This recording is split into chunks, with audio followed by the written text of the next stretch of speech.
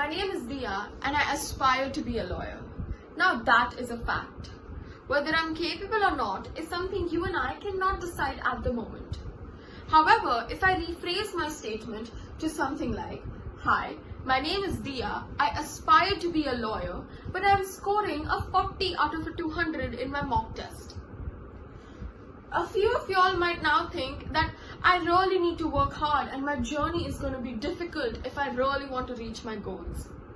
However, if I further reveal to you that I actually topped that very mock test but got a low score because the paper was difficult, now a few of us might think that I was able to rise above all even with a difficult paper. Thus my chances of acing the final exams are quite high. But what if I cheated and the others gave it sincerely? My whole point of giving this example is to prove how fluctuating, fluid and erratic our opinions and how they are solely driven and controlled by facts. As I kept revealing to you more and more information about myself, our opinions kept shuffling between two quite opposite ends. The power of having full information, facts and data, analyzing them and forming your own opinion is what today's journalism is taking away from us. It's not just about laying down half facts, but also about imposing and manipulating public opinion. Today, millions and millions of people read the newspapers, articles, magazines, journals, watch the news on the television. With this big of an audience towards journalism comes two things. One, control, and two, responsibility, either of which can easily be taken advantage of. Modern journalism is poles apart from how it used to be earlier. We now see the news as it's happening instead of the recaps the next day. Journalism has changed in response. There is a sense of competition that has come into the picture. Thus, journalists are pushed and urged to break the stories first, rather than fact-checking and seeing if they are actually true. This rush to be first often leads to misinformation being published, thus causing confusion and sometimes outrage. News companies have journalists working around the clock delivering us a story.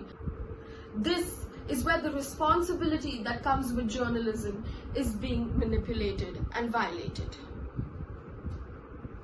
Next, big news companies that have a global existence fundamentally uphold a strong bias while covering news stories. These directly or indirectly government-controlled news outlets distort and manipulate information to preclude voters and consumers from making decisions which are thoughtful and well-researched.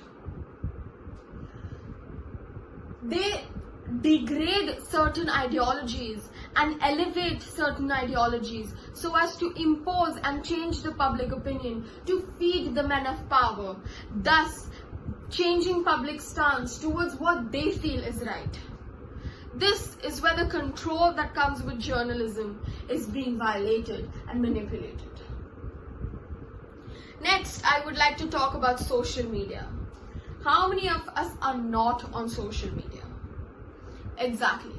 Social media is the breeding place for conspiracy theories, tweets from politicians, poorly written and poorly researched news content. Moreover, it is not like there is no true journalism. There are true journals and truths. Big non-profits like WikiLeaks, who bust open big government conspiracies and put it in the light of the people, are put away behind bars as conspirators and bombarded with fake allegations. This is where I would like to bring in the people. It is we who the government is most afraid of. And this is where we need to understand what our power is. We need to understand what's happening around us, and we are duty bound to take thoughtful, well-informed decisions. So how do we stop ourselves from falling prey to these tactics and maneuvers and this manipulation? 1. Go straight to the source. When you receive any news article or information from social media, be it through WhatsApp forwards or a post on Instagram or a tweet by a certain person, go directly online, do your own research and see if what is trending is actually the truth or not. Second, critical thinking counts. Use the abundance of news sources that is given to our fingertips to our advantage. View more and more articles covered through different perspectives, thus acquiring a well-balanced. Be okay with visiting sites and news companies which do not always abide by your personal beliefs. Look out for clickbait headlines and headlines which attack social insecurities and emotional vulnerabilities. Every time you read an article, question yourself. Take a minute and question yourself whether you actually agree with what the author is writing. Ask questions, do your own research, look at different perspectives, and then come up with a proper conclusion with where you stand. Don't always go with what the group consensus is.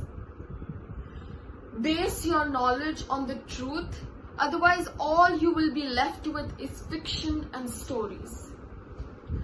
I would like to conclude by stating that journalism was introduced during a time when people yearned for the truth, and great journalists provided it to the people to avoid the manipulation by men of power.